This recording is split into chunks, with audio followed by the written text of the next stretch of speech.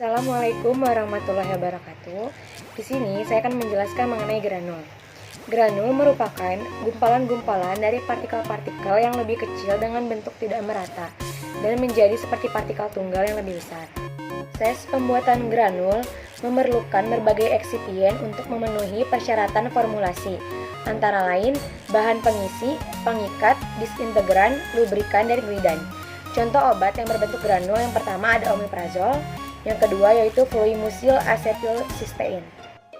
Di sini kita mulai masuki evaluasi pada granul. Yang pertama ada uji sifat alir granul. Alat yang digunakan yaitu corong alat uji waktu alir.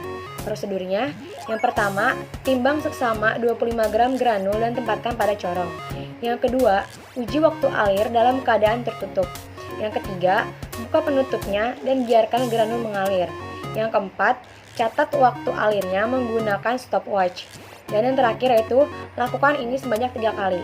Nah, di sini juga terdapat syaratnya yaitu 100 gram granul waktu alirnya tidak lebih dari 10 detik. Selanjutnya masih diuji sifat alir granul, akan tetapi di sini alatnya beda yaitu menggunakan semi auto. Namanya yaitu granul flow tester.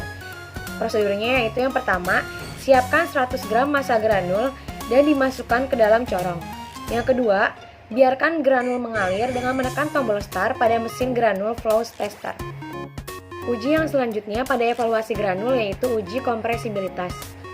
Alat yang digunakannya yaitu jolting volumeter.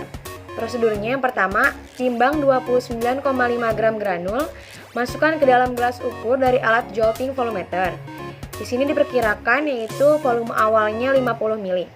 Hitung 100 kali ketukan, lalu catat volume konstan, yaitu volume yang tidak bergerak lagi. Uji kompresibilitas ini terdapat perhitungan. Di sini yaitu V0 sebagai volume granul sebelum dimampatkan dengan satuan mili, atau kita bisa sebut volume awal. Yang kedua ada V1 yaitu volume granul setelah dimampatkan sebanyak jumlah ketukan dengan satuan mili. Nah, di sini indeks kompresibilitasnya yaitu V0 dikurangi V1 dibagi V0 dikali 100%. Selanjutnya yaitu ada uji kelembaban granul.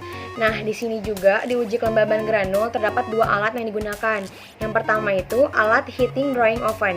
Prosedurnya yaitu timbang 5 gram granul, panaskan dalam heating drying oven sampai bobot konstan dengan suhu 105 derajat Celcius selama 2 jam. Alat selanjutnya yaitu yang pada uji kelembaban granul namanya moisture balance. Prosedurnya yaitu timbang 5 gram granul, tempatkan dalam wadah moisture balance, nyalakan sampai tercapai suhu 105 derajat Celcius selama 5 menit. Nah, kemudian didapatkan persen kadar air yang stabil, misalnya yaitu 0,69%, dan juga ditentukan sebagai nilai persen loss on drying atau LOD.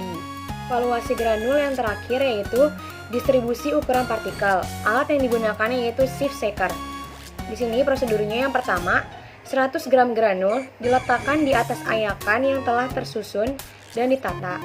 Yang kedua, mulai dari ayakan terbesar yaitu mesh 20 sampai ayakan terkecil yaitu mesh 100 pada alat sieve shaker. Kemudian setelah selesai, masing-masing ayakan itu ditimbang kembali. Lalu dihitung distribusi granul pada tiap ayakannya yaitu berupa persen.